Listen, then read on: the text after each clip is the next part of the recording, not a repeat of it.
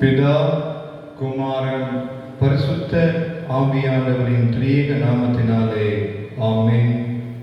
திருத்துவ பண்டிகைக்கு பின்வரும் முதலாம் ஞாயிற்றுக்கிழமையாகிய இன்று இந்த ஆராதனைக்கு ஆரம்பமாகவும் ஆண்டுடைய நாமம் புகழ்ச்சி உண்டாகவும் கீர்த்தனை பாடல்களில் 103வது கீர்த்தனை பாடலை பாடுவோம். பாடல் எண் 103. தீய மனதை மாற்றவாறும் தூய ஆவியே கணநேய மேவியே.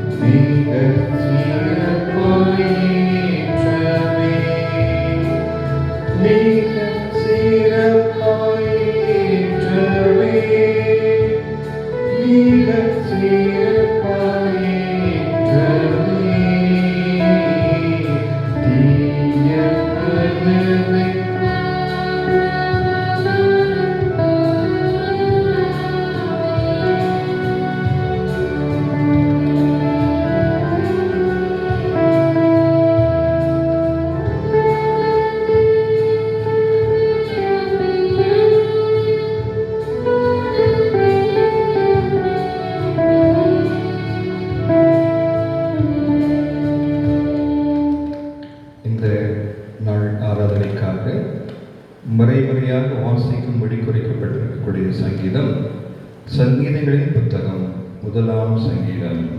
சங்கீதங்களின் புத்தகம் 1ஆம் சங்கீதம்.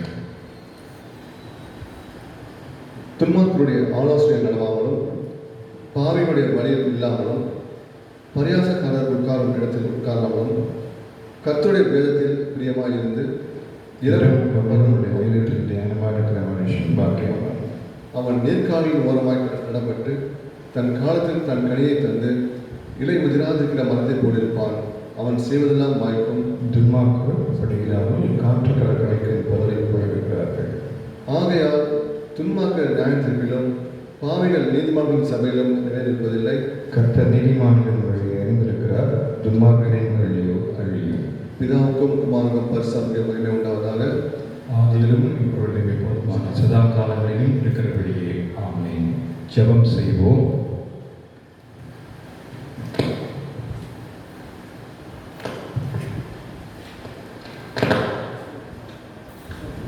மகா இரக்கமும் கிருபை மிகுந்த எங்கள் பரமபிதாவே,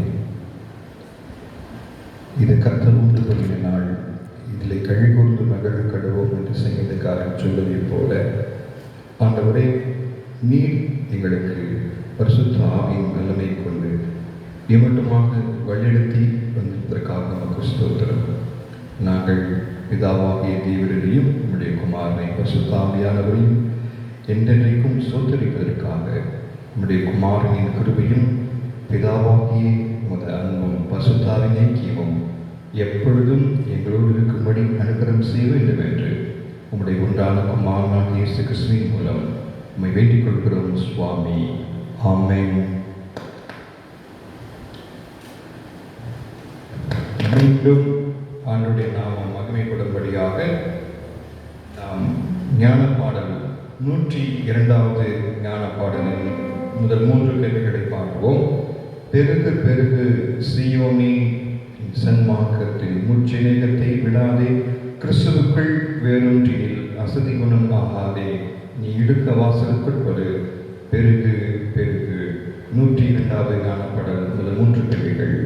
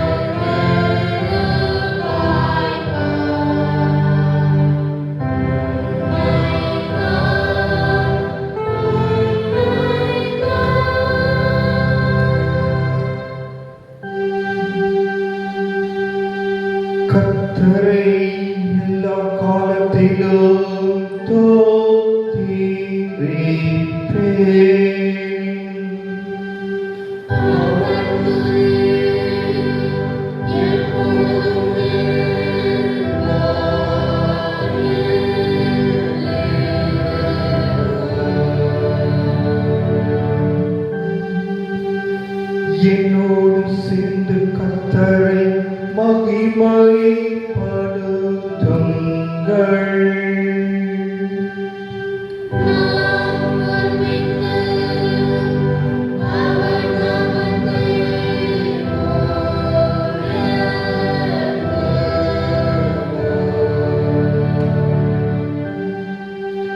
கர்த்தர் நல்லவர் என்பதை ருசித்து அறியுங்கள்.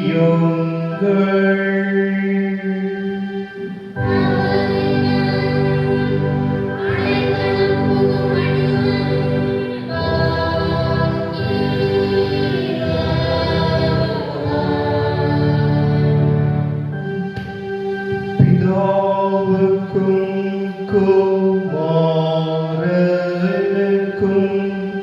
பரிசுத்த ஆவியானவருக்கும் மகிமை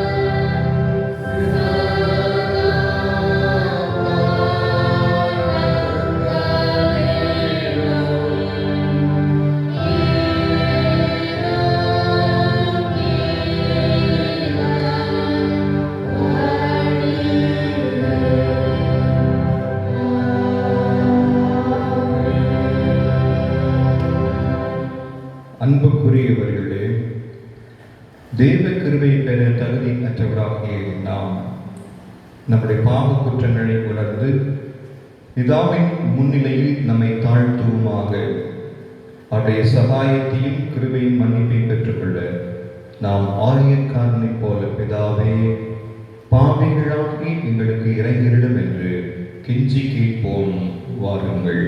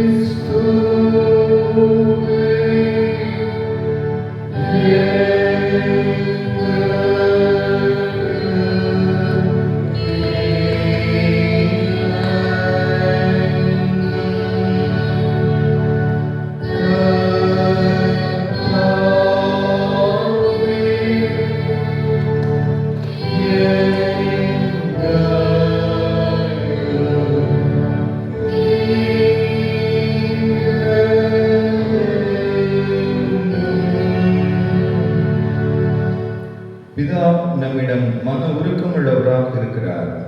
மலைகள் விலகினாலும் குன்றுகள் நிலை மாறினாலும் என் கிருபை உன்னை விட்டு விலகாமலும் என் சமாதானத்தின் உடன்படிக்கை மாறாமலும் இருக்கும் என்று அவர் சொல்கிறார்.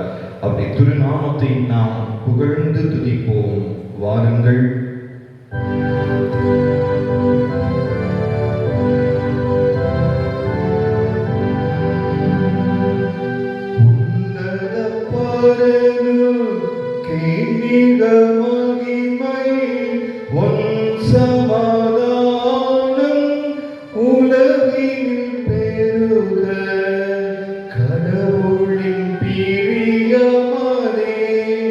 என்றென்றும் நீச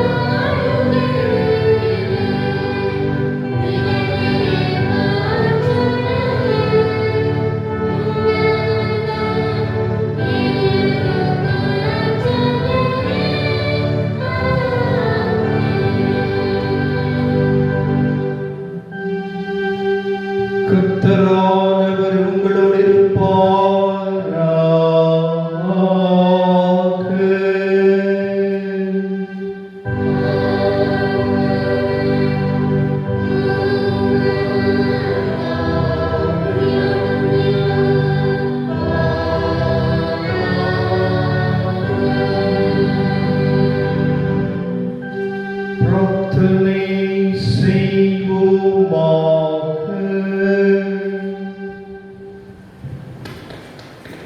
கடவுளே, அழிவுக்குரிய எங்கள் சுவாபத்தின் பலவீனத்தால் தேவகிரையின்றி நாங்கள் நன்மையானதொன்றையும் செய்ய முடியாதவராக இருக்கிறபடியால் உம்முடைய கற்பனையை நாங்கள் கைக்கொள்வதன் மூலமாய் எங்கள் சித்தத்தாலும் செய்கையாலும் உம்மை பிரியப்படுத்தும்படி உம்முடைய கிருபை ஒத்தாசை எங்களுக்கு அருள் புரிய வேண்டும் என்று உம்மோடும் பரிசுத்த ஆவியோடும் என்றென்றைக்கும் ஜீவித்த அரசாழ்கிற எங்கள் நாதர் இயேசு கிறிஸ்துவின் மூலமாய் உம்மை வேண்டிக் கொள்கிறோம்.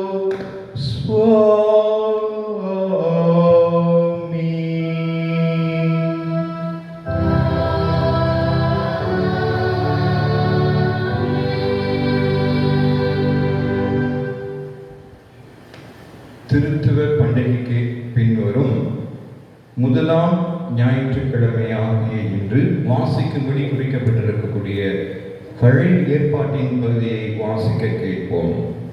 அது ஆதியாகம புத்தகம் 12ஆம் அதிகாரம் 1 முதல் 4 வசனங்கள். ஆதி ஆகமம் 12 1 முதல் 4. கர்த்தர் ஆபிரகாமை நோக்கி, நீ உன் தேசத்தையும் உன் இனத்தையும் உன் தகப்பனுடைய வீட்டையும் விட்டு புறப்பட்டு நான் உனக்கு காண்பிக்கும் தேசத்துக்கு போ. நான் உன்னை பெரிய ஜாதியாக்கி உன்னை ஆசீர்வதித்து உன் பேரை பெருமைப்படுத்துவேன். நீ ஆசீர்வாதமாய் இருப்பாய்.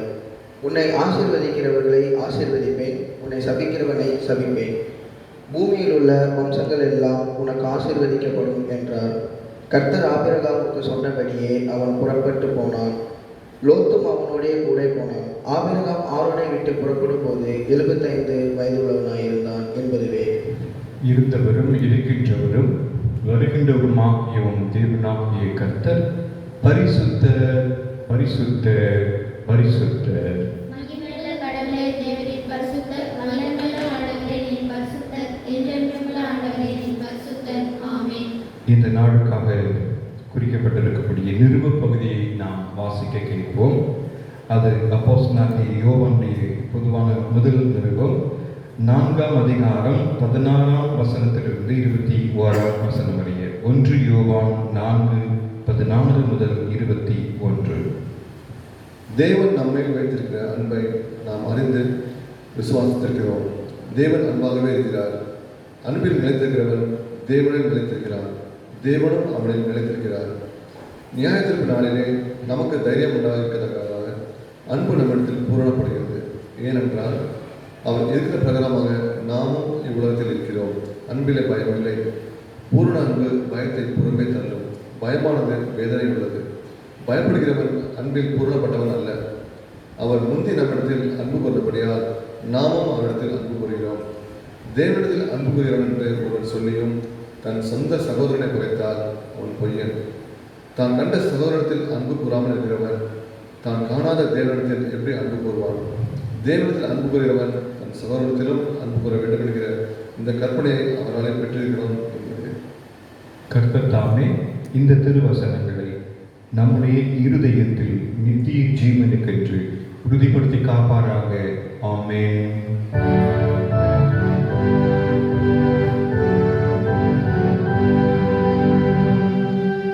ஒருவன் உலகத்தின் அன்பு கூறுவானானால் பிதாவின் அன்பு அவனிடம் இல்லை. உலகமும் அதன் நிச்சயம் ஒழிந்து போகிறது. கடவுளின் சித்தத்தை செய்கிறவன் என்றென்றைக்கும் நிலை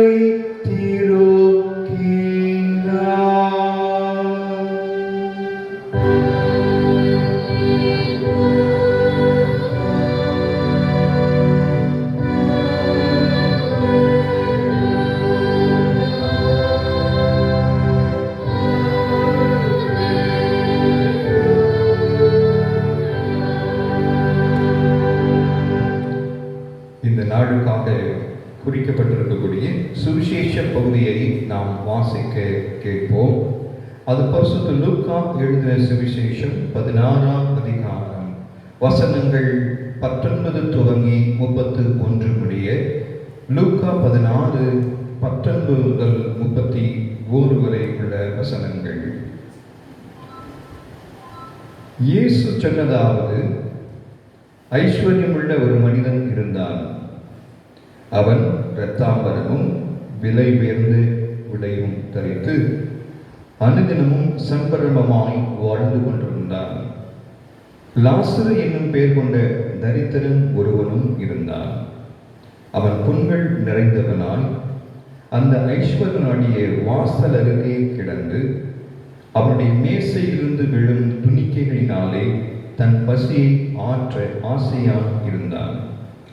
நாய்கள் வந்து அவன் புண்களை நக்கும். அந்த தரித்திரன் மரித்தான். தேவதூதர் அவனை ஆபிரகாமின் மடியிலே கொண்டு போய் விட்டார்கள். ஐஸ்வர்யவானும் மரித்தான். அவனை அடக்கம் செய்தார்கள்.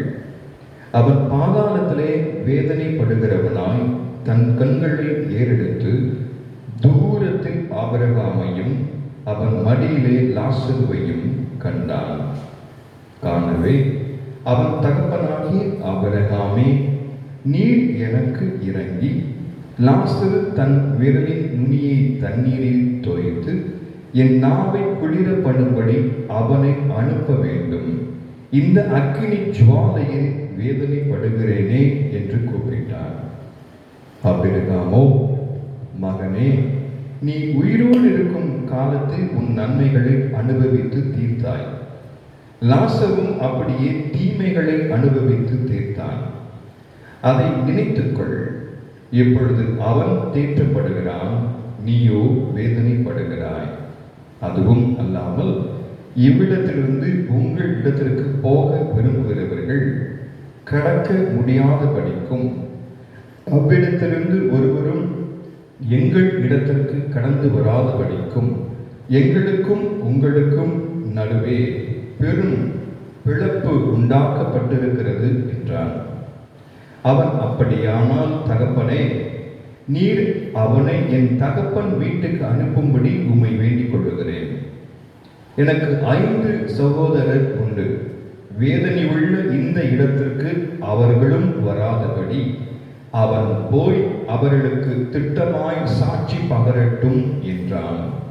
ஆபிரகாமோ, மோசேயும் தீர்க்கதரிசிகளும் அவர்களுக்கு உண்டு, அவர்கள் அவர்களுக்கு செவி கொடுக்கட்டும் என்று சொல்ல, அவன், அப்படியல்ல தகப்பனாகிய ஆபிரகாமே, மரித்தோரிலிருந்து ஒருவன் அவர்களிடம் போனால் மனம் திரும்புவார்கள் என்றான். ஆபிரகாமோ, அவர்கள் மோசேக்கும் தீர்க்கதரிசிகளுக்கும் செவி கொடாவிட்டால் மரித்தோரிலிருந்து ஒருவன் எழுந்து போனாலும் நம்ப மாட்டார்கள் என்று சொன்னான் என்பதுவே.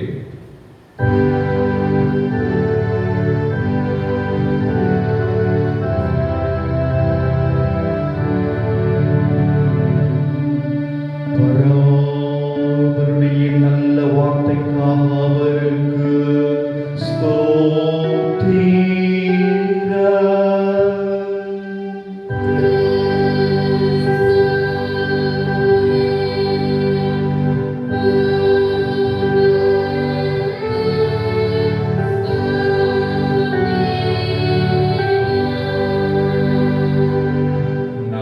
திருச்சபை மக்களோடு ஒருமனப்பட்டவர்களாக நம்முடைய விசுவாசத்தை அப்போஸ்தலர் விசுவாச பிரமாணத்தின் மூலம் அறிக்கை செய்வோம். வாருங்கள். பரலோகத்தையும் உலகத்தையும் படைத்த சர்வத்திற்கு வல்ல பிதாவாகிய பராபரை விசுவாசிக்கிறேன். அவருடைய உண்டான குமாரனும் நம் இணைப்புமாகிய இயேசு கிறிஸ்துவை விசுவாசிக்கிறேன். இவர் பரிசுத்த ஆவியினாலே கர்ப்பமாக வைத்து கன்னி மரியாதையிலே பிறந்து பந்தி மாதத்தின் கீழ் பாடுபட்டு சிலுவையில் அறைவன் வரை தொடக்கம் செய்கிறார். பாதாளத்தில் இறங்கி 3ஆம் நாள் மரித்திருந்து வீட்டில் பரத்திற்கேறி எல்லாம் பிதாவாகி தேவனுடைய கடவுளை பார்த்து வைத்திருக்கிறார். அவிடத்திலிருந்து உயிரிழோருக்கும் மரித்தோருக்கும் நியாயத்தீர்ப்பளிக்க வருவார். பரிசுத்தாவை என்று விசுவாசிக்கிறேன். பொதுவாக பரிசுத்த கிறிஸ்தவ சபையும் பரிசுத்தவானுடைய ஐக்கியமும் பாவ மன்னிப்பும் சரியை வைத்துள்ளோம். நித்திய ஜீவனும் உண்டு விசுவாசிக்கின்றேன். ஆமென். இந்த விசுவாசத்திலே நாம் எல்லாரும் உறுதியோடு நிலைத்திருக்க ஆண்டவர் நமக்கு தயவு செய்வாராக. ஆமென். இந்த வாரத்திலே தன்னுடைய வாழ்க்கையிலே பிறந்த நாளுக்காகவும் திருமண நாளுக்காகவும் நன்றி செலுத்துகிறவர்கள் 6ஆம் தேதியாகி இன்று திரு பால் கிருஷ்ணமூர்த்தி அவர்களும் திருமதி டெபோரா கலாவதி அவர்களும் திருமண நாளை நினைவு கூறுகிறார்கள். 7ஆம் தேதி செல்வி ஜெனிஃபர் கிரேஸ் அவர்கள் பிறந்த நாளை நினைவு கூர்ந்து நன்றி செலுத்திருக்கிறார்கள். இவர்களுக்காக நாம் ஆண்டவரை நோக்கி பார்த்து ஜெபிப்போம்.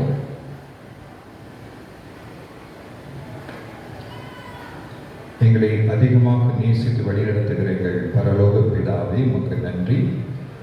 கர்த்தாவே, மே மாதத்தை கடந்து ஜூன் மாதமாகிய 6வது மாதத்தின் 6ஆம் நாளிலே கர்த்தாவே, நாங்கள் எங்களுடைய இல்லங்களிலிருந்து உம்மை துதிக்கும்படி ஸ்தோத்தரிக்கும்படி நீர் கிருபை பாராட்டினதற்காக உமக்கு நன்றி. கர்த்தாவே, உம்முடைய தயவு, உம்முடைய ஒத்தாசை எங்கள் எல்லாருக்கும் தேவை என்பதை நாங்கள் உணர்ந்து நன்றி செலுத்துகிறோம். இந்த வாரத்திலே திருமண நாளை நினைவு கூர்ந்து நன்றி செலுத்துவதற்காகவும் பிறந்த நாளை கண்டு உமக்கு நன்றி செலுத்துவதற்காகவும் நாங்கள் ஜெபிக்கின்றோம்.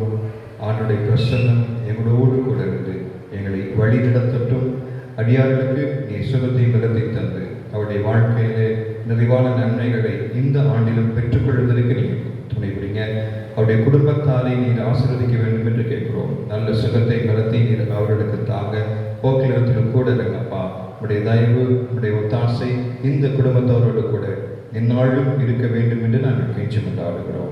உடைய திருக்கரத்தலைகளை தாழ்த்துகிறோம். கர்த்தர் பொறுப்படுத்தப்படும். திருமண நாளை நினைவு நன்றி செலுத்துகிற அந்த குடும்பத்தாரோடும் பிறந்த நாளை கண்டு நன்றி செலுத்துகிற அடியாளோடும் நீரிருந்து ஆசீர்வதித்து பலப்படுத்தும். இயேசு இரட்சகரின் மூலமாக நாங்கள் கெஞ்சி நிற்கிறோம் எங்கள் நல்ல பிதாவே. ஆமென்.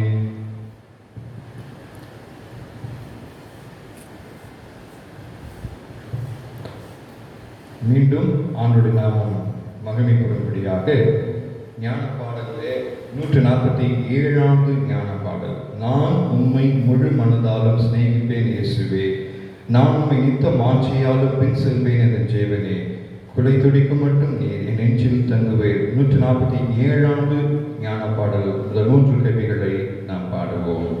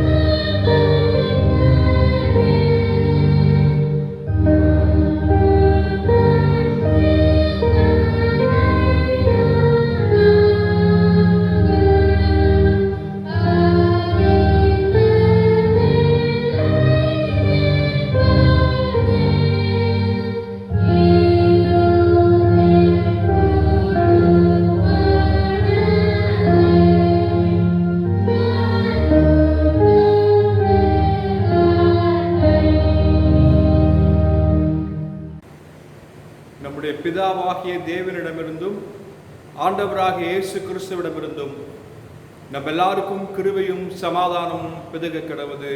ஆமேன். ஜெபம் செய்வோம். வாரும் பரிசுத்த ஆவியானவரே, எங்கள் நெஞ்சிலே அன்பின் தீயை மூட்டியருளும். பல மொழிகள் பேசும் பல நாட்டினரை ஒரே விசுவாச உரிமைக்குள்ளாக கூட்டி சேர்த்திருக்கிற தேவரே, உங்களுடைய வசனத்தின்படி எங்களை பரிசுத்தப்படுத்தும். உங்களுடைய வசனமே சத்தியம் சுவாமி. ஆமேன்.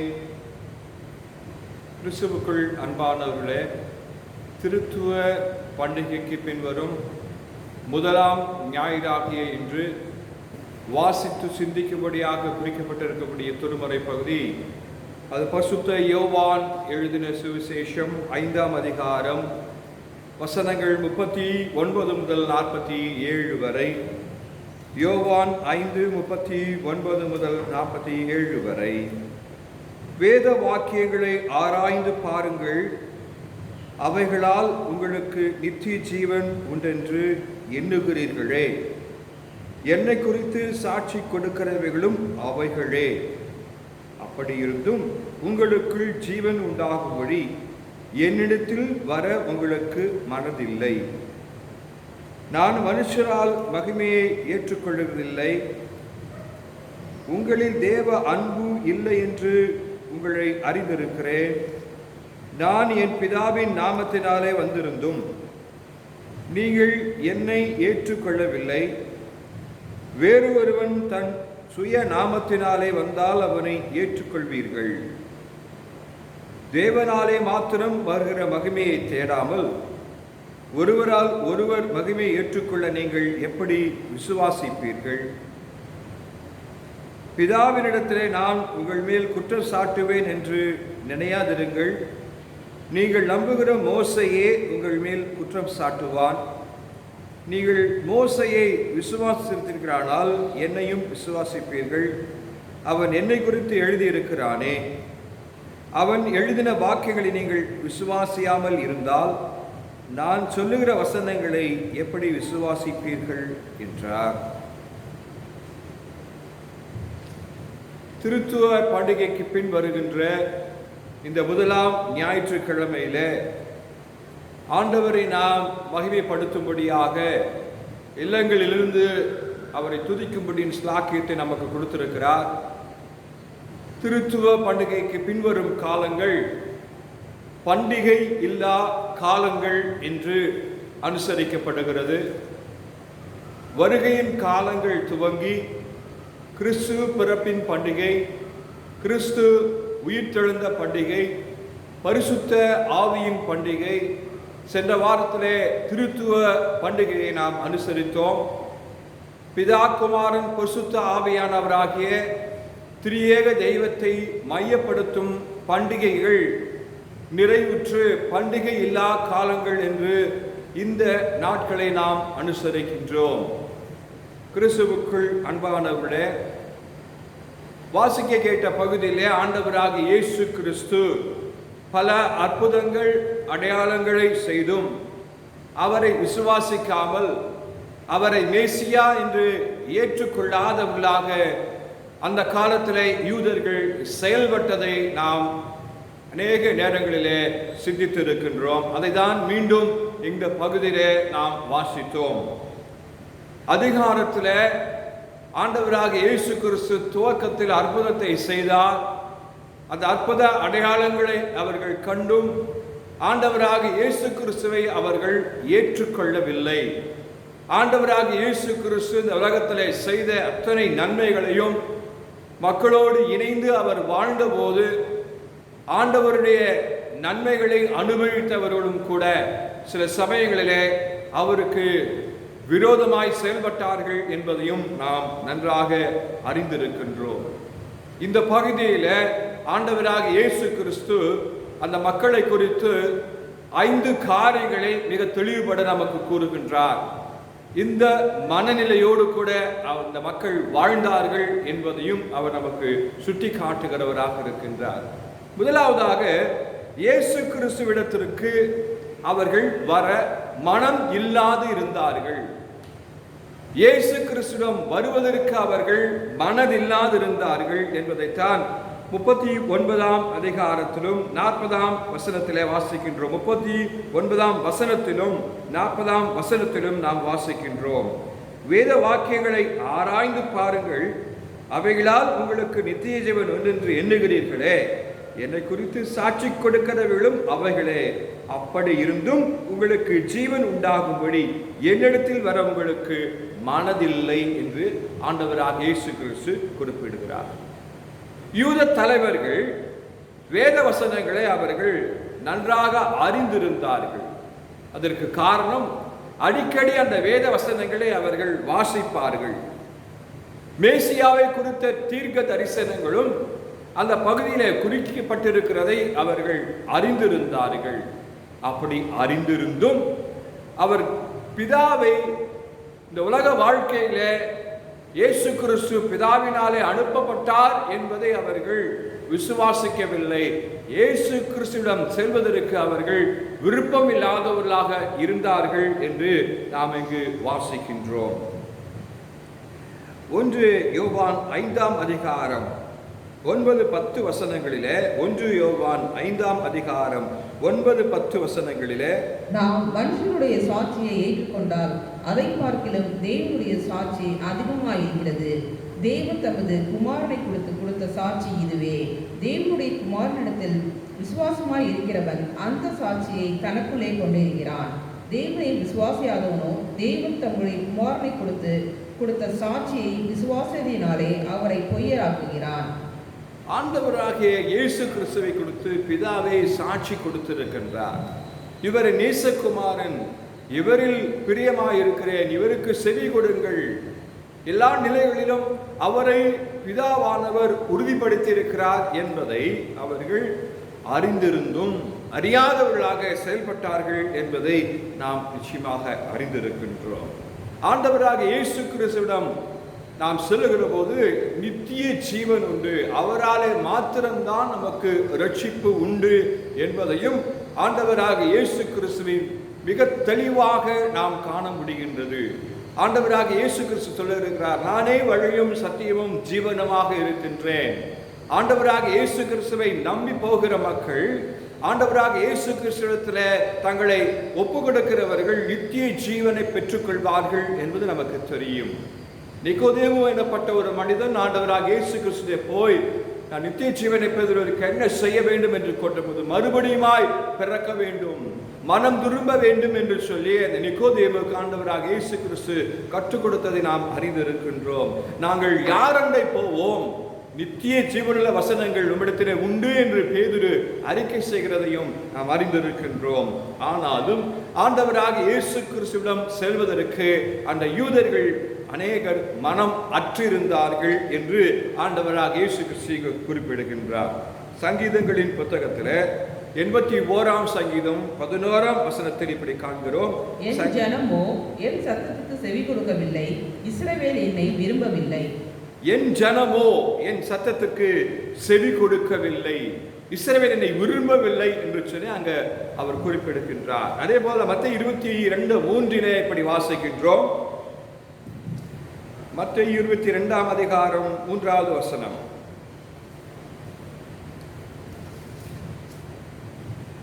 அழைக்கப்பட்டவர்கள் கல்யாணத்திற்கு வர சொல்லும்படி அவன் தன் ஊழியக்காரனை அனுப்பினான், அவர்களோ வர மனதில்லாதிருந்தார்கள்.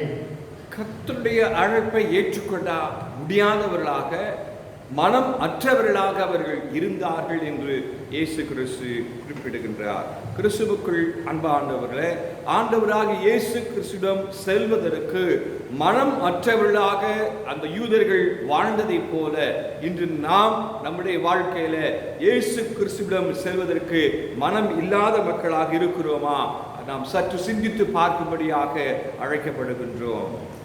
இரண்டாவதாக, அவர்கள் எப்படி இருந்தார்கள்? தேவ அன்பு இல்லாதவர்களாக இருந்தார்கள். 41-42 வசனங்களில இதை ஆண்டவர் குறிப்பிடுகிறார். வேதபாரகர் பரிசேயர்கள் எல்லாரும் தேவ அன்பு இல்லாதவர்களாக, சுயநலம் மிக்கவர்களாக வாழ்ந்தார்கள். மற்றவர்களை அவர்கள் ஏற்றுக்கொள்ள மாட்டார்கள். அவர்கள் நாங்கள் இந்த உலக வாழ்க்கையில உயர்ந்தவர்கள் என்பதை எப்போதும் அவர்கள் எண்ணுகிற மக்கள். பிரதிபலன் பார்க்காமல் மற்றவர்களுக்கு உதவி செய்ய வேண்டும் என்பதையும் அவர்கள் ஏற்றுக்கொள்ள மாட்டார்கள். பகைவர்களை நேசிக்க வேண்டும் என்பதை அவர்கள் ஏற்றுக்கொள்ள மாட்டார்கள். ஆண்டவராக இயேசு கிறிஸ்து இந்த உலக வாழ்க்கையில எல்லாரையும் நேசிக்கிறவராய் செயல்பட்டார். ஆனாலும் அவர்கள் தேவ அன்பு இல்லாதவர்களாக வாழ்ந்து வந்தார்கள் என்பதை நாம் நிச்சயமாக பல சம்பவங்களின் மூலமாக அறிந்து கொள்ளுகின்றோம். இன்றைக்கு நாம் வாசிக்க கேட்ட சுவிசேஷ பகுதியில் காணும்போது ஒரு பெரிய பணக்காரன், ஏழை லாசரு. அந்த பெரிய பணக்காரன் எல்லா வசதிகள் இருந்தாலும் ஏழை லாசருவை அவன் ஏறிட்டு பார்க்க கூட இல்லை என்பதை அந்த பகுதியிலே நாம் சிந்தித்தோம். எல்லா நிலைகளிலும் வசதிகள் இருந்தாலும் சுயநலமிக்க ஒரு மகனாய் அந்த பணக்காரன் வாழ்ந்து வந்தான் என்பதையும் அந்த சம்பவம் நமக்கு சுட்டி காட்டுகின்றது. ஆகவே நாம் நம்முடைய வாழ்க்கையில மற்றவர்களை நேசிக்கவில்லை என்று சொன்னால் தேவ அன்பு நம்மிடத்தில் இல்லை என்பதை ஆண்டவர் தெளிவாக உணர்த்தி காட்டுகிறார். 1 யோவான் 4ஆம் அதிகாரம் 16ஆம் வசனமும் 20-21 வசனங்களை வாசிப்போம். தேவன் நம்மேல் வைத்திருக்கிற அன்பை நாம் அறிந்து விசுவாசித்திருக்கிறோம். தேவன் அன்பாகவே இருக்கிறார். அன்பில் நிலைத்திருக்கிறவன் தேவனில் நிலைத்திருக்கிறான், தேவனும் அவனில் நிலைத்திருக்கிறார். தேவனிடத்தில் அன்பு கூறுகிறேன் என்று ஒருவன் சொல்லியும் தன் சகோதரனை பகைத்தால் அவன் பொய்யன். தான் கண்ட சகோதரனிடத்தில் அன்பு கூறாமல் இருக்கிறவன் தான் காணாத தேவனிடத்தில் எப்படி அன்பு கூறுவான்?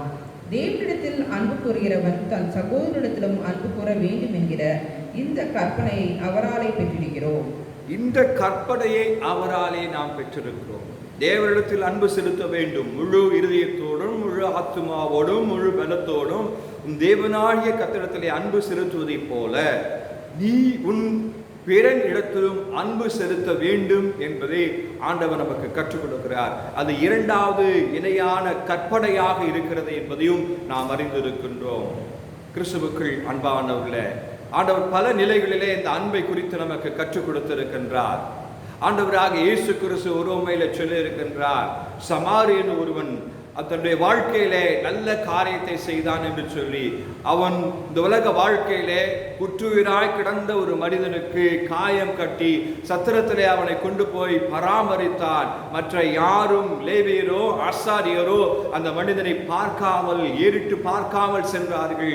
இந்த நல்ல சமாரியன் தான் அவருக்கு உதவி செய்ததை ஆண்டவர் உறுதியாக அந்த இடத்துல சொல்லி, எனக்கு பிறன் யார் என்று சொன்ன அந்த கேள்விக்கு பதிலை மிக தெளிவாய் ஆண்டவர் கற்றுக் கொடுக்கிறவராக இருக்கின்றார். ஆனால் இந்த யூதர்கள், வேதபாரகர், பரிசேயர்கள் அவர்கள் தேவ அன்பு இல்லாதவர்களாக இருந்தார்கள். தேவ அன்பு இல்லை என்று சொன்னால் மற்றவர்களை அவர்கள் நேசிக்காததுதான் காரணம் என்பதை ஆண்டவர் இந்த இடத்துல நமக்கு கற்றுக் கொடுக்கிறவராக இருக்கிறார். ஆமோஸ் 6ஆம் அதிகாரம் 4ஆம் வசனத்திலே இப்படி காண்கின்றோம். ஆமோஸ் 6ஆம் அதிகாரம் 4ஆம் வசனம். தந்த கட்டில்களில் படுத்துக்கொண்டு தங்கள் மஞ்சங்களின் மேல் சௌக்கியமாய் சயனித்து மந்தைகளில் உள்ள ஆட்டுக்குட்டிகளையும் மாட்டு தொழுவத்தில் உள்ள கன்று குட்டிகளையும் தின்று தம்புருவை வாசித்து பாடி தாவீதை போல கீத வாசியங்களை தங்களுக்கு உண்டு பண்ணி பல நிலைகளிலே தங்கள் மேன்மையை அவர்கள் காத்துக் கொள்கிறார்கள். தாங்கள் மாத்திரம்தான் வாழ வேண்டும் என்ற எண்ணம் கொண்டவர்களாக இருக்கிறார்கள். மற்றவர்களை குறித்த கரிசனை அவர்களுக்கு இல்லை. கிறிஸ்துவுக்குள் அன்பானவர்களே, இன்றைக்கு நாம் இந்திய தேசத்திலும் பல நாடுகளிலும் மக்கள் தொற்று நோயினாலே பாதிக்கப்பட்டிருக்கிற நிலையிலே அநேகரை நாம் காண்கின்றோம். ஆனால் அப்படிப்பட்ட பாதிக்கப்பட்ட மக்களுக்கு ஒரு சிலர் மாத்திரம்தான் உதவி செய்கிறார்கள். பாதிக்கப்பட்டு உயிரிழந்த குடும்பங்களுக்கு பலர் அவர்களை கண்டும் காணாதலாக இருந்தும் அநேகர் அவர்களுக்கு உதவி செய்கிறவர்களாகவும் இருக்கிறார்கள். இந்த லாக்டவுன் காலங்களில பசி பட்டினியோடு கூட இருக்கிற மக்களுக்கு தங்களால் இயன்ற வகையில உணவை செய்து கொண்டு அநேக மக்களுக்கு போய் அதை கொடுத்து கொண்டு அநேக நல்ல உள்ளங்கள் இந்த பணிகளை செய்து கொண்டிருக்கிறார்கள். இது தேவ அன்பினுடைய பிரதிபலிப்பாக இருக்கிறதை நீங்களும் நானும் அறிந்திருக்கின்றோம். ஆகவே தேவ அன்பு இல்லாதவர்களாக அந்த யூதர்கள் இருந்ததை போல போல நாம் வாழ வேண்டாம், மற்றவர்களையும் நேசிப்பதற்கு நம்மை ஒப்புக் கொடுக்க வேண்டும் என்று சொல்லிதான் தேவன் நம்மை அழைக்கிறவராக இருக்கிறார். மூன்றாவதாக அவரிடத்தில் காணப்பட்ட அந்த பண்பு, இயேசு கிறிஸ்துவை ஏற்றுக்கொள்ள அவர்கள் விரும்பவில்லை. இயேசு கிறிஸ்துவிடம் வருவதற்கு அவர்களுக்கு மனதில்லை. அவர்கள் தேவ அன்பு இல்லாதவர்களாக இருந்தார்கள். ஆண்டவராக இயேசு கிறிஸ்துவை ஏற்றுக்கொள்வதற்கு அவர்களுக்கு விருப்பம் இல்லை என்று இங்கு நாம் பார்க்கின்றோம். இயேசு கிறிஸ்துவை அவர்கள் ஏற்றுக்கொள்ள விரும்பவில்லை. பிதாவின் நாமத்தினாலே நான் வந்தும் என்னை நீங்கள் ஏற்றுக்கொள்வது இல்லை என்று இயேசு அங்கு குறிப்பிடுகிறார்.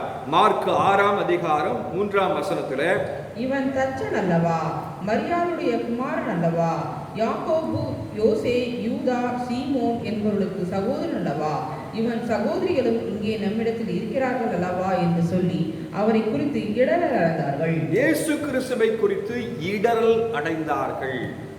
அவரை ஏற்றுக்கொள்ளவில்லை. இவர் தச்சன் மகன் அல்லவா என்று சொல்லி அவர்களை ஒவ்வொரு நாளும் உதாசீனப்படுத்தும்படியாக செயல்பட்டார்கள் என்பதை நாம் வாசிக்கின்றோம். அதே போல பரிசேயர் வேதபாரகர்கள் எல்லாரும் ஆண்டவராக இயேசு கிறிஸ்து தங்களை குறித்து, தங்களுடைய மாய்மாலங்களை குறித்து, தவறான செயல்பாடுகளை குறித்து சுட்டி காட்டுகிறார் என்பதினாலே அவரை ஏற்றுக்கொள்ள மனம் அற்றவர்களாக இருந்தார்கள். குறிப்பாக ஆண்டவராக இயேசு கிறிஸ்து அந்த வேதபாரகரும் பரிசேயரும் மற்ற மக்களும் ஆலய காரியங்களிலே, பலி செலுத்துகிற காரியங்களிலே அவர்கள் பல நிலைகளிலே ஏழை மக்களை அவர்கள் ஒடுக்கினார்கள். கமிஷன் பெறும்படியாக அங்கு வருகிற நாணயங்களை மாற்றிக் கொடுக்கும்படியான நிலையிலே அவர்கள் ஏராளமாய் அந்த மக்களுக்கு தொல்லை கொடுத்தார்கள். அந்த மக்களை வேதனைப்படுத்தினார்கள். பலி பொருள்களை வாங்கும் போதும் அதிக விலைக்கு வாங்கும்படியாக நிர்பந்திக்கப்பட்டார்கள். அவற்றையெல்லாம் இயேசு கிறிஸ்து சுட்டி காட்டினார். ஏழை எளிய மக்கள் பக்கமாக அவர் செயல்பட்டதினாலே ஆண்டவராக இயேசு கிறிஸ்துவை இவர்கள் ஏற்றுக்கொள்ளவில்லை. லூக்கா 4ஆம் அதிகாரத்தில் 28 30 வரை வாசிக்கும் போது, ஜெப ஆலயத்தில் இருந்த எல்லோரும் இவைகளை கேட்டபோது கோபம் உண்டு எழுந்திருந்து அவரை ஊருக்கு புறம்பே தள்ளி தங்கள் ஊர் கட்டப்பட்டிருந்த செங்குத்தான மலையின் சிகரத்தில் இருந்து அவரை தலைகீழாக தள்ளிவிடும்படிக்கு அவ்விடத்துக்கு கொண்டு போனார்கள். அவரோ அவர்கள் நடுவில் இருந்து கடந்து போய்விட்டார். அவரை தள்ளிவிடும்படி கொண்டு போனார்கள். அவர் வேத வார்த்தைகளை சொல்லும் போது அவர்கள் அதை ஏற்றுக்கொள்ளவில்லை. யோவான் 1 அதிகாரம் 11ஆம் வசனத்தில் நமக்கு தெரிந்த அந்த வசனம்தான், நமக்கு சொந்தமானதினாலே அவர் வந்தார், ஆனால் சொந்தமானவர்களோ அவரை ஏற்றுக்கொள்ளவில்லை என்று சொல்லி அந்த வசனத்தில் நம்ம வாசிக்கின்றோம். ஆண்டவராக இயேசு கிறிஸ்துவை பல நிலைகளிலே அவர்கள் ஏற்றுக்கொள்ளாமல் இருந்தாலும் கடைசியில கூட ஆண்டவராக இயேசு கிறிஸ்துவை சிலுவையில் அறையுங்கள், பரபாசை எங்களுக்கு விடுதலையாக்குங்கள் என்று சொல்லி கூக்குரலிட்டார்கள் என்பதை நாம் அறிந்திருக்கின்றோம். இன்றைக்கு நம்முடைய நிலைப்பாடு என்ன? ஆண்டவராக இயேசு கிறிஸ்துவை ஏற்றுக்கொள்ளுகிற ஒரு மனப்பாங்கில் நாம் வாழ்கிறோமா, அல்லது அவர்களைப் போல ஆண்டவர் இயேசு கிறிஸ்துவை ஏற்றுக்கொள்ளாமல் இன்னும் அந்த வேத வசனங்களில் சுட்டி காட்டப்படுகிற உண்மைகளை நாம் உணர்ந்து கொள்ளாமல் வாழ்கிறோமா என்பதை யோசித்து பார்க்க அழைக்கப்படுகின்றோம். நான்காவதாக அங்கு நமக்கு சொல்லப்படுகிற காரியம், தேவனாலே மாத்திரம் வருகிற மகிமையை அவர்கள் தேடவில்லை. தேவனாலே மாத்திரம் வருகிற மகிமையை அவர்கள் தேடவில்லை. மனிதர்கள் காணும்படியாக எல்லா காரியத்தையும் அந்த வேதபாரகர் பரிசேயர் செய்வாங்க. எல்லாரும் தங்களை புகழ வேண்டும் என்று சொல்லி விரும்புவாங்க. அது ரொம்ப மையப்படுத்துகிற வாழ்க்கை முறை அவர்களுக்கு உண்டு. மத்தேயு 23ஆம் அதிகாரம் 5ஆம் வசனத்தில் காணும்போது, தங்கள் கிரியில் எல்லாம் மனுஷன் காண வேண்டும் என்று செய்கிறார்கள். தங்கள் காப்பு நாடாக்களை அகலமாக்கி தங்கள் வஸ்திரங்களின் தொங்கல்களை பெரிதாக்கி விருந்துகளில் முதன்மையான இடங்களிலும் ஜெப ஆலயங்களில் முதன்மையான ஆசனங்களையும் சந்தை வெளிகளில் வந்தனங்களையும் மனுஷர் ரவி ரவி என்று அழைக்கப்படுவதையும் விரும்புகிறார்கள். தாங்கள் பரிசுத்தமானவர்கள் என்பதையும் அவர்கள் உறுதிப்படுத்துவாங்க. மற்றவங்க எல்லாரும் இவர்களுக்கு கீழானவர்கள் என்று சொல்லி அவர்கள் நினைத்து கொண்டிருந்தார்கள். ஜெபிக்கும் போது அவர்கள், நாங்கள் வாரத்தில் 2 முறை உபவாசிக்கிறோம், எங்களுக்கு கிடைக்கக்கூடிய எல்லா சம்பாத்தியத்திலும் நாங்கள் தசமமாக கொடுக்கிறோம் என்று மற்றவர்கள் காணும்படியாக, மற்றவர்கள் அறியும்படியாக அவர்கள் ஜெபிப்பார்கள். அவங்க எங்க போனாலும் அவங்களுக்கு தான் முதலிடம் கொடுக்க வேண்டும் என்பதை அவர்கள் எப்போதும் மிக கருத்தாக உணர்ந்து கொண்டு வாழ்கின்ற மக்கள். எல்லா நிலைகளிலும் அவர்கள் தங்களை தாங்களே உயர்த்தி கொள்வார்கள். மற்றவங்க எல்லாரும் இவரை ஒவ்வொருவரையும் புகழ வேண்டும் என்று சொல்லி அவர்கள் விரும்புவார்கள். ஆனால் இயேசு கிறிஸ்து சொல்லுகிற காரியம் 2 கொரிந்தியர் 10ஆம் அதிகாரம் 17-18 வசனங்களிலே, 2 கொரிந்தியர் 10ஆம் அதிகாரம் 17-18 வசனங்கள், மேன்மை பாராட்டுகிறவன் கர்த்தரை குறித்தே மேன்மை பாராட்ட கடவன். தன்னைத்தான் புகழ்கிறவன் உத்தமன் அல்ல, கர்த்தரால் புகழப்படுகிறவனே உத்தமன். கர்த்தரால் புகழப்படுகிறவனே உத்தமன். தனக்குத்தானே புகழ்ச்சியை நாம் தேடிக்கொள்ளக் கூடாது என்பதை ஆண்டவர் இங்கு மிக தெளிவாக நமக்கு உணர்த்தி காட்டுகிறார். வேதாகமத்தில் யோபை குறித்து வாசிக்கிறோம். பிதா சொல்லுகிறார், இவன் உத்தமனும் சன்மார்க்கனும் நீதியுள்ளவனாக இருக்கிறான் என்பதை இங்கு குறிப்பிடுகிறார். நோவா வாழ்ந்த காலத்திலே அவன் நீதிமான் என்று சொல்லி பிதா குறிப்பிடுகின்றார். ஏனோக்கு நீதிமானாய் வாழ்ந்தார் என்பதை குறிப்பிடுகின்றார். ஆகவே கர்த்தரால் மாத்திரமே நாம் புகழப்பட வேண்டும். இந்த உலகத்திலே ஆண்டவர் இயேசு கிறிஸ்து ஒவ்வொரு நாளும் மக்களை சந்திக்கின்ற போது நன்மைகளை செய்து வந்தார், மற்ற மக்களுக்கு உதவிகளை செய்து வந்தார். ஆனால் அவர் புகழ்ச்சியை விரும்பவில்லை என்று நாம் வேதாகமத்தில் வாசிக்கின்றோம். தன்னைத்தானே அவர் தாழ்த்தி இந்த உலகத்திற்கு வந்தார். ஆனால் இவர்களோ தங்களை தாங்களே உயர்த்தி கொள்ளுகிறார்கள். ஆகவே தேவனாலே மாத்திரம் வருகிற மகிமை அவர்கள் தேடவில்லை என்று அங்கு குறிப்பிடுகின்றார். 5வதாக நிறைவாக மோசே எழுதின காரியங்களை, மோசே எழுதின வேத வசனங்களை அவர்கள் நம்பவில்லை. மோசே எழுதின அந்த வசனங்களை அவர்கள் நம்பவில்லை என்று சொல்லி நாம் பார்க்கிறோம். யூதர்கள் எப்போதும் மோசேக்கு முக்கியத்துவம் கொடுப்பவர்கள், மோசேயுடைய சீடர்கள், கடவுளுக்கு இணையாக மோசேயை அவர்கள் மதிப்பவர்கள். ஆனால் மோசேதான் ஆண்டவர் இயேசு கிறிஸ்துவை பற்றி பல நேரங்களிலே தீர்க்கதரிசனங்களிலே அவர் எழுதியிருக்கிறார் என்பதையும் அறிந்தும் அவர்கள் அதை நம்பாமல் இருந்தார்கள். லூக்கா 24ஆம் அதிகாரம் 27ஆம் வசனத்தில் பார்க்கும்போது, மோசே முதலிய சகல தீர்க்கதரிசிகளும் எழுதின வேத வாக்கியங்கள் எல்லாவற்றிலும் தம்மை குறித்து சொல்லியவைகளை அவர்களுக்கு விவரித்து காண்பித்தார். அவர் விவரித்து காண்பித்தாலும் நம்பாதவர்களாக அவர்கள் இருந்தார்கள். வேத வசனங்களை அவர்கள் அறிந்தார்கள், ஆனாலும் அதை நம்பவில்லை. அப்போஸ்தலர் நடவடிக்கைகள் 3ஆம் அதிகாரம் 22-24 வசனங்களில் இப்படி சொல்லப்பட்டிருக்கிறது. மோசே பிதாக்களை நோக்கி, உங்கள் தேவனாகிய கர்த்தர் என்னைப் போல ஒரு தீர்க்கதரிசியை உங்களுக்காக உங்கள் சகோதரரிலிருந்து எழுப்ப பண்ணுவார். அவர் உங்களுக்கு சொல்லும் எல்லாவற்றிலும் அவருக்கு செவி கொடுப்பீர்களாக. அந்த தீர்க்கதரிசியின் சொற்கேளாதவனோ அவன் ஜனத்தில் இராதபடிக்கு நிர்மூலமாக்கப்படுவான் என்றான். நிச்சயமாக நிர்மூலமாக்கப்படுவான். இயேசு கிறிஸ்துவை உண்மையாய் இரட்சகராய் ஏற்றுக்கொள்ள வேண்டும் என்பதை மோசே குறிப்பிடுகிறார். உபாகமம் 18ஆம் அதிகாரம் 15ஆம் வசனத்தில் சொல்லப்பட்ட அந்த வசனத்தை இங்கு சுட்டி காட்டுகிறத நம்ம பார்க்கின்றோம். இந்த வார்த்தைகள் சரியாக உணர்ந்தும் அந்த வார்த்தைகளை அவர்கள் படித்திருந்தும் அவற்றை அவர்கள் நம்ப மனமில்லாதவர்களாக இருந்தார்கள் என்பதைத்தான் இங்கு ஆண்டவர் குறிப்பிடுகின்றார். இன்றைக்கு நம்முடைய வாழ்க்கையிலும் இந்த வேத வசனங்களை நாம் வாசித்து அதை நம்பாமல் இருக்கிறோமா?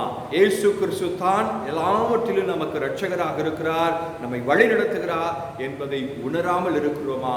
நாம் யோசித்து பார்ப்போம். கிறிஸ்துவுக்குள் அன்பானவர்களே, ஆண்டவராக இயேசு கிறிஸ்துவை உயர்த்துகிற மக்களாய், ஆண்டவர் இயேசு கிறிஸ்துடைய எல்லா காரியத்திலும் நம்மை அவர் சரியான பாதையிலே வழி நடத்துகிறார் என்ற உணர்வுள்ள மக்களாக நாம் வாழ்வதற்கு அழைக்கப்படுகிறோம். இங்கு சொல்லப்பட்டிருக்கிற இந்த 5 காரியங்கள் நம்முடைய வாழ்க்கையிலே இல்லாமல் இருப்பதற்கு, அந்த மனப்பக்குவத்திலே நாம் வாழாமல் இருப்பதற்கு ஆண்டவர் துணை செய்ய வேண்டும் என்று சொல்லி நாம் ஜெபிக்க வேண்டும். இயேசு கிறிஸ்துவிடம் வருவதற்கு நாம் மனம் இல்லாத மக்களாக இருக்கிறோமா?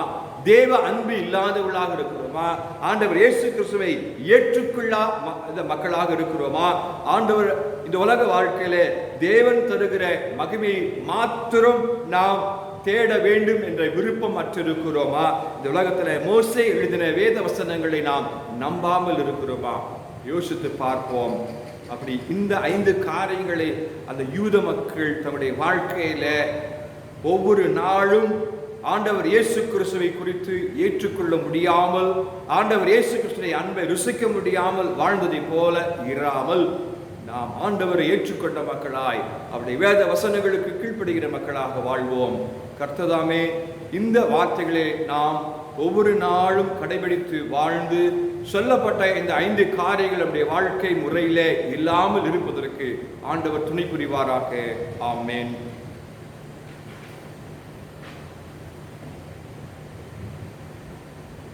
அன்புக்குரியவர்களே, கடவுள் தமது வார்த்தை எப்போது நமக்கு மறுபடியும் வருடபடியால் நாம் அவருக்கு ஸ்தோத்திரம் செலுத்துவோமாக. அவருடைய வார்த்தையை நாம் மனமாற ஏற்றுக்கொண்டு அதை கடைபிடித்து நடந்து நற்கனைகளை தரும்படி நம்ம காண்பும் வளத்தை அருளுமாறு அவரை நோக்கி நாம் அன்றாடுவோமாக. மேலும் நம்முடைய சபையில் நோய், வறுமை முதலியவற்றால் வருந்துவோரையும் தங்களுக்காக ஜெபம் செய்வதை கேட்டுக்கொண்டவர்களையும் கடவுள் முன்னிலையில் நினைவு கூறுவோமாக. கிறிஸ்துவின் நாமத்தை துதிக்கும் இடையில் கனியாகிய தோத்திரங்களை அவர் மூலமாய் கடவுளுக்கு செலுத்துவோமாக. நன்மை செய்யும் உங்களை உள்ளதை பகிர்ந்து கொள்ளவும் மறவாதீர்கள். இப்படிப்பட்ட பலிகளை கடவுளுக்கு உகந்தவை. பிரார்த்தனை சொல்லு கிடக்காதியுக்காக ஸ்தோத்திரம். நம்முடைய ஆண்டவராக இயேசு கிருபையும் பிதாவாகிய கடவுளை நன்மை கிறிஸ்துவுடைய ஐக்கியமும் நம் அனைவரோடும் இருப்பதாக. ஆமென். மீண்டும் ஆண்டவருடைய நாமம் மகிமைப்படும்படியாக 185வது ஞான பாடலை பாடுவோம். பாடலின் 185. பரமண்டலத்தில் உள்ள மகிமை என் ரம்மியம், இயேசு என்கிற அன்புள்ள இரட்சகரின் என் செல்வம், பரலோக நன்மைகள் என்னுடைய ஆறுதல். 185வது ஞான பாடல்.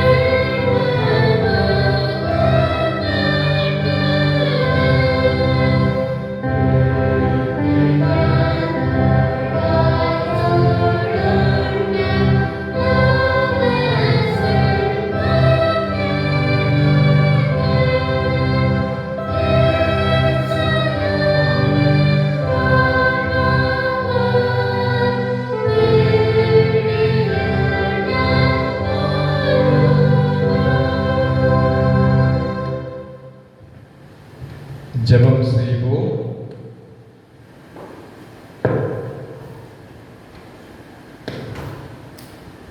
அன்பு நிறைந்த எங்கள் நல்ல ஆண்டவரே, எங்கள் ஒன்றான பிதாவே, இந்த உலகத்தில் உள்ள திருச்சபையை கண்ணோக்கி ஆசிர்வதியும். தமிழ் சுவிசேஷ லுத்தர திருச்சபை மக்களாகிய நாங்கள் உறுதியான போது இருக்க எங்களுக்கு துணை புரியும்.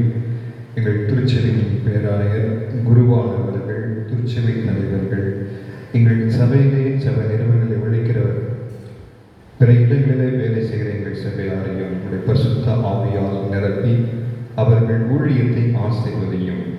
எல்லாரையும் மீட்கவல்ல நமது நிச்சயத்தை பரவும்படி செய்து பிற மதத்தினர் எல்லாரையும், முக்கியமாக எங்கள் ஊராரையும் நாட்டினரையும் தேவரையும் உம்மிடம் திருப்புகிறோம்.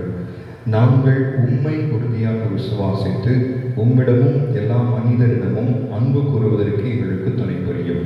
அறுவடை ஆண்டவரே, உமது அறுவடைக்கென்று உண்மையும் நேர்மையுமான ஊழியரை எங்கள் இடையே அனுப்புவதை வேண்டிக் கொள்கின்றோம்.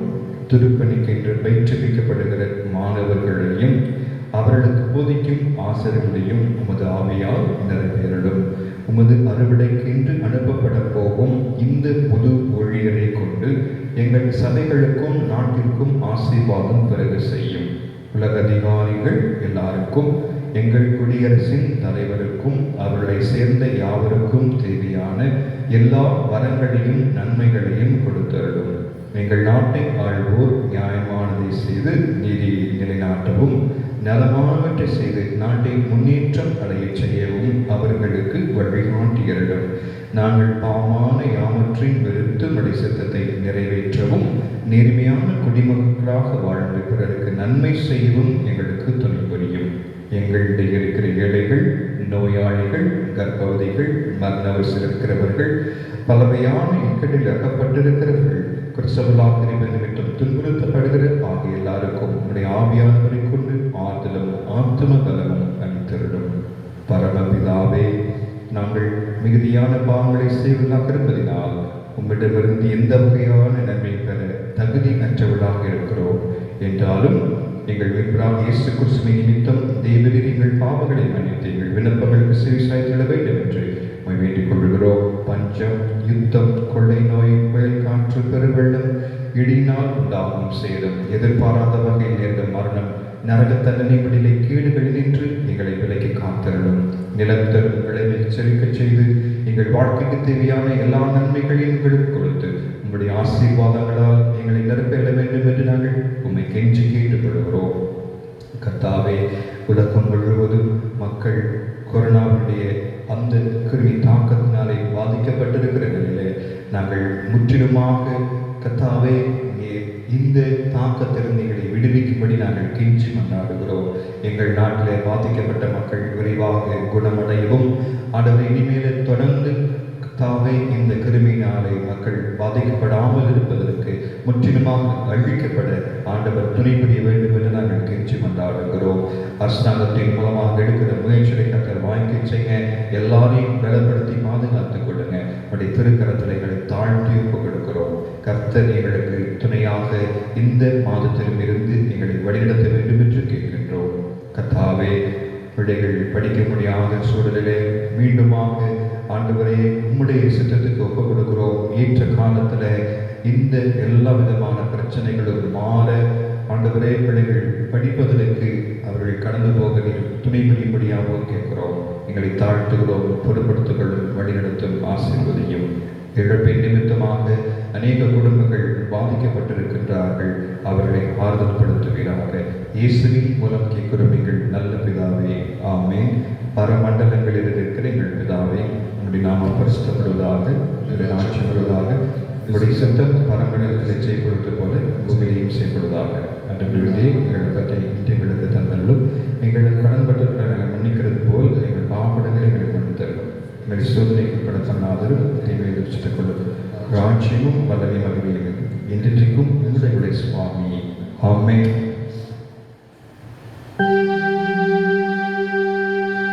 கர்த்தரானவர் உங்களோடு இருப்பாராக.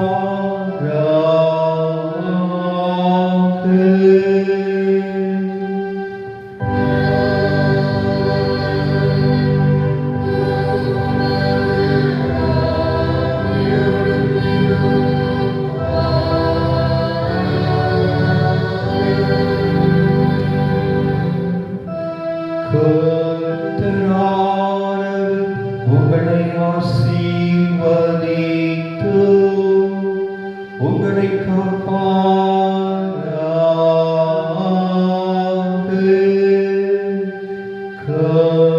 கர்த்தரானவர் தம்முடைய திருமுகத்தை உங்கள் மேல் பிரகாசிக்க உங்களிடம் கிருபையுள்ளவராயிருப்பாராக.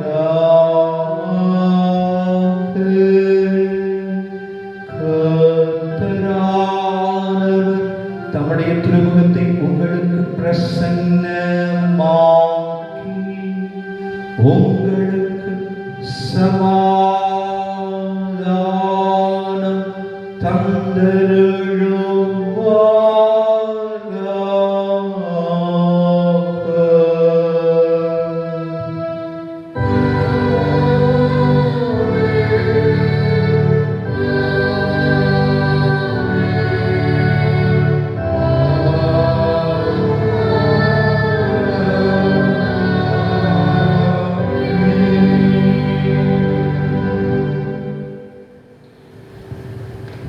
நிறைவு பாடலாக ஞான பாடல் 93வது ஞான பாடலை பாடுவோம். யெகோவா யெகோவா உமக்கென்றும் துதிமா தூத்திரம். ஆமென் ஆமென். நீ சொல்ல முழு லோகமும் தூளாய்ப்போம் அமற்றுக்கும். இங்கொலிக்கும் பாடல் நீ தூய தூய தூய என்றாடல். அல்லேலூயா அல்லேலூயா. 93வது ஞான பாடல்.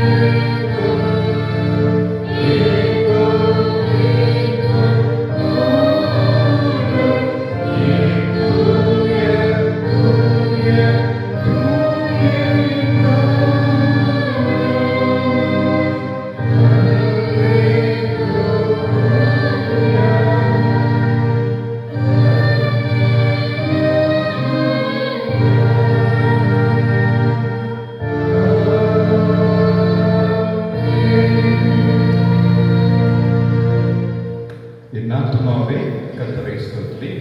என் முழு உள்ளமே அவருடைய பரிசுத்த நாமத்தை ஸ்தோத்திரி.